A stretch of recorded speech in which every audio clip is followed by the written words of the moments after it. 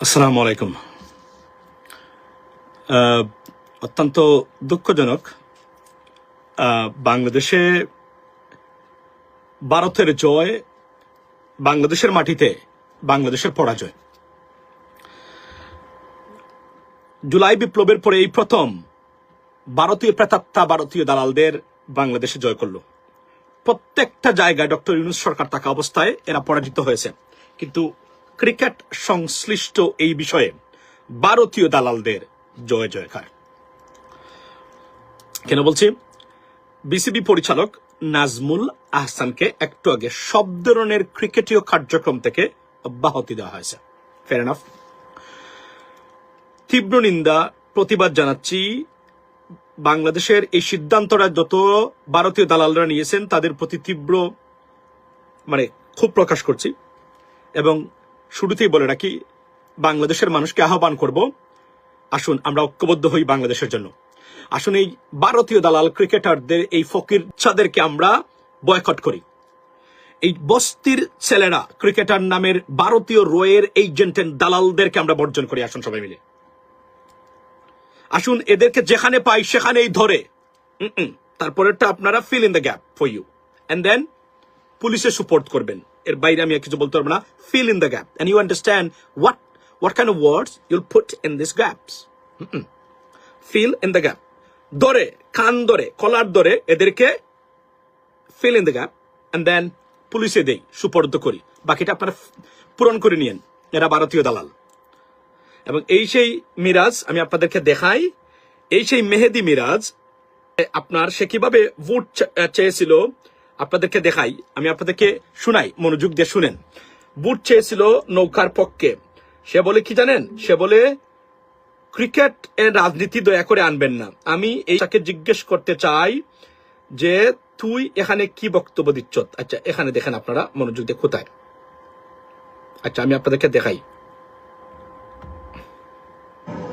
নতুন প্রজন্মের নতুন ভোট নৌকা মার্কার পক্ষে হোক। নতুন প্রজন্মের নতুন ভোট নৌকা মার্কার পক্ষে হোক। নতুন প্রজন্মের নতুন ভোট নৌকা মার্কার পক্ষে হোক। নতুন এই হলো মেহেদি মিরাজ, আপনি দেখছেন? আচ্ছা, এই মেহেদি মিরাজ নৌকার পক্ষে ভোট চেয়েছে। এর গ্রেফতারের আহ্বান জানাচ্ছি পুলিশকে। আপনারা এখানে দেখেন, আপনারা একটু আগে আরটিভিতে একটা অনুষ্ঠানে ছিলাম, আমাদের দেশের টিভি চ্যানেলগুলা, কোন টিভি চ্যানেল বাংলাদেশের ভারতে চলে না। বাংলাদেশের প্রত্যেকটা আপনার টিভি চ্যানেল ভারতের বাংলাদেশে দেদারসে চলছে, ব্যবসা করতেছে এগুলা নিয়ে। এই ভারতীয় দালালদের প্রতিহত করুন। আমরা প্রবাসীরা আসুন আমরা ঐক্যবদ্ধ হই, এদেরকে বয়কট করি, যেখানে পাই সেখানে বয়কট করি। এরা জাতীয় দুশ্মন। এরা হচ্ছে ভারতীয়, এক একটা ভারতীয় দালাল, শেখ হাসিনার পেতাত্তা। এদেরকে বয়কট করুন আর ধরে fill in the gap and then পুলিশের সুপোর্ট করুন। এটাই আমি আপনাদেরকে বলবো। এটা মেনে নেওয়া যায় না। দেখেন এরা কারা শুরু করেছে? বাংলাদেশের নাজমুল হাসান শুরু করেছে, ক্রিকেট বোর্ড শুরু করেছে। এই ঘটনাটা সূত্রপাত কোন জায়গা থেকে? মুস্তাফিজকে বাদ দেওয়া। দেখেন আপনি, মুস্তাফিজকে বাদ দিয়েছে তারা, বাংলাদেশ প্রতিবাদ জানিয়েছে। এই আইপিএল এই টি-20 ওয়ার্ল্ড কাপ না খেলার হুমকি দিয়েছিল। তখন আন্তর্জাতিক চট্টগ্রামের এই আপনার এই যে তামিম ইকবাল, এইবার এই শেখ হাসিনার সেই তামিম ইকবাল যে 3rd of August গণহত্যার পর শেখ হাসিনার সাথে দেখা করেছে। আমরা এটার বিচার চাই। আমরা চাই তাকে ধরে এনে জিজ্ঞেস করা হোক। এবং শেখ বলছে কি 99.992-95% অর্থ আসে আইসিসি থেকে, এটা করা যাবে না, খেলতে হবে এই সেই সে ধারাবাহিককার হিসেবে যাবে, সম্ভবত তার কোন কন্ট্রাক্ট এখানে আছে। এই কারণে এই পরেই নাজমুল ইসলাম সাহেব উনি একটা পোস্ট দিয়েছিলেন, 7 জন মানুষ মাত্র রিয়েক্ট করেছিল উনার ফেসবুকে। সেইটা স্ক্রিনশট নিয়ে এসে এটাকে ভাইরাল করা হয়েছে এবং তারপরে এই জটিলতা সৃষ্টি হলো। তাহলে শুরু করেছে কে? ভারত। তারপরে শুরু করেছে কে? ক্রিকেটাররা, তামিম ইকবালরা। তারপরে বাংলাদেশ কি ক্রিকেটারদের, এই বাচ্চাদের কাছে জিম্মি? আমরা জানতে চাই, এই ক্রিকেট ছাদের কাছে কি বাংলাদেশ জিম্মি?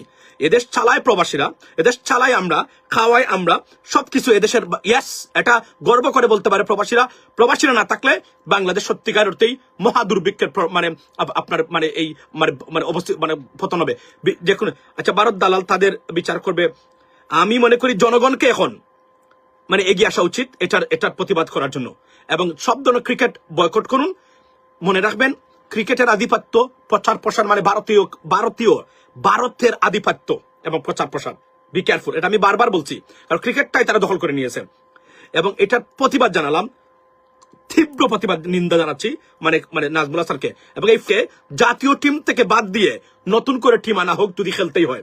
মিরাজ, তামিম এদেরকে ধরে এনে জিজ্ঞাসা করুন তামিমকে যে শেখ হাসিনা বা এই গণহত্যার সাথে তার জড়িত কিনা বা গণহত্যার সাথে তার সংশ্লিষ্টতা আছে কিনা। তামিমকে এটা নিয়ে আপনার প্রবাসী ছাড়া বাংলাদেশ অচল। অফকোর্স আমি বলি যে মানে তামিমকে ধরে এনে জিজ্ঞাসা করুন যে এই বিখ্যাত আপনার এই যে মাফিয়া ড্রাগ ডিলার ছিল তার বাপ, শুনেছিলাম আপনার এই তামিম ইকবালের, এই এই এই এই এই পরিবারের উঠে আসা আমের একে জিজ্ঞেস করুন মানে গণহত্যার সাথে তার সংশ্লিষ্টতা কি, এটা আমরা জানতে চাই।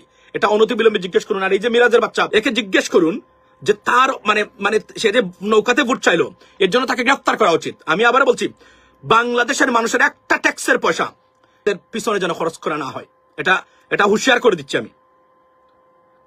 খালি অ্যাকশন টু অ্যাকশন এদের বিরুদ্ধে। এই দেশ বাংলাদেশের ছাত্র জনতা 2400 মানুষ, 25,000 মানুষ পঙ্গুত্বের মাধ্যমে 2400 মানুষের মানে প্রাণের বিনিময়ে ভারতের কাছ থেকে আনলে এই তারা কিন্তু এখন অপার বাংলা নামে ক্রিকেট খেলতো। এই দেশটা এমন ভাবে চলে গিয়েছিল, তাদের মা এটা দিয়ে দিছিল, মানে মোটামুটি মানে সব ধরনের মানে বন্দোবস্ত বাকি ছিল। এই গার্ড ধরে এনে জিজ্ঞেস করুন আপনারা যদি কেউ থাকেন। আমার মনে হয় সামাজিক কিছু বিচার দরকার আছে আমাদের, যেহেতু আমরা রাষ্ট্রীয়ভাবে বিচার পাচ্ছি না। এদেরকে ধরে এনে জিজ্ঞাসা করা হোক। এই আমি আবার বলছি, একটা ট্রফি নিয়ে এসে দিতে পারে নাই আজকে এত বছর ধরে ক্রিকেট খেলে কোন জায়গাতে। আর তাদের বাপ খানা দেখেন আপনি সব।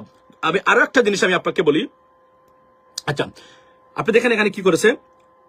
আচ্ছা এ আমার ফ্রেন্ড লিস্টে আছে, তোরে আমি ডিলিট করে দেই, কেননা তোর মতো এখানে থাকার কোনো দরকার নাই। এটা হচ্ছে সবচেয়ে বড় ইম্পর্টেন্ট জিনিস। আর আমাদের এখানে আমরা ভালো মানুষ চাই ডেফিনেটলি। আমরা রাস্তাঘাটের ভারতীয় দালাল আমাদের এখানে আসুক, এটা আমরা চাই না। আমি আপনার আজকে এটা জিনিস বলে রাখি, নাজমুল।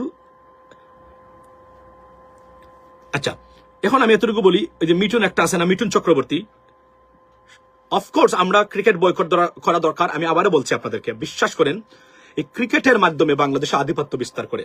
আপনি কল্পনা করেন ক্রিকেটারদের দেখেন এরা কাদেরকে রিপ্রেজেন্ট করে। আমি এই কথাটা বলে যেতে চাই আপনাদের সামনে।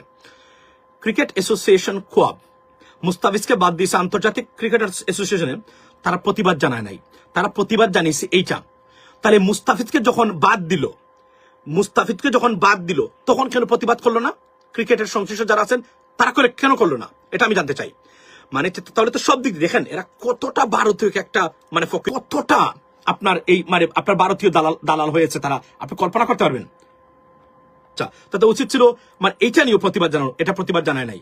আর আমি আবার বলছি, শেখ হাসিনার বা আওয়ামী লীগের তারা কি করেছে দেখেন, এই দেশের শাসন ব্যবস্থা ধ্বংস করেছে, $35 বিলিয়ন 225 বিলিয়ন লুটপাট করেছে, গণতন্ত্র ধ্বংস করেছে, খুনগুম প্রাতিষ্ঠানিক রূপ দিয়েছিল। দেখেন ভারতের কাছে দেশকে দিয়ে ক্রিকেট দিয়ে আমাদের তরুণ প্রজন্মকে ব্যস্ত রাখতো, বুঝতেই দিত না এই দেশটাতে কিভাবে তারা মানে মানে একদম ফাটাকেষ্ট বানিয়ে ফেলছে।